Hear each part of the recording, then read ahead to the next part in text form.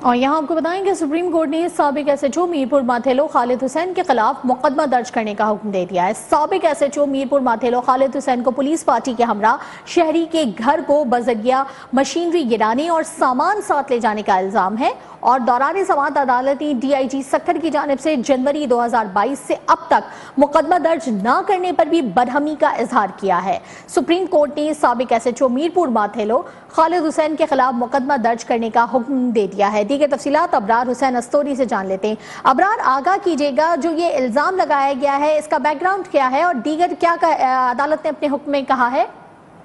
जी बिल्कुल, supreme court ने साबिक एसएचओ मीरपुर माथेलो खालिद हुसैन के खिलाफ मुकदमा दर्ज करने का हुक्म दे दिया है और जस्टिस सरदार तारिक मसूद की सभाए में 3 रुकनी बेंच ने इस केस की समाअत की। दौरान समाअत डीआईजी सक्खर की जानिब से जनवरी 2022 से अब तक मुकदमा दर्ज न करने पर सुप्रीम कोर्ट ने बरहमी का इजहार भी किया।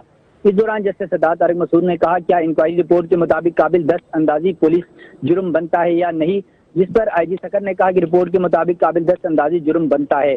उस पर जस्टिस सरदार तारिक मसूद ने कहा कि इंक्वायरी रिपोर्ट आने के बाद भी पुलिस ने इंक्वायरी क्यों नहीं की, जिस पर पुलिस हुकाम ने बताया कि हाईकोर्ट ने इंक्वायरी ऑफिसर का खत कलअदम करार दिया था। जस्टिस सरदार तारिक मसूद ने कहा, खत कलअदम करार दिया गया था, रिपोर्ट अपनी जगह आज भी बरकरार है। डीआईजी मुलजिम को हाईकोर्ट जाने की मोहलत दी।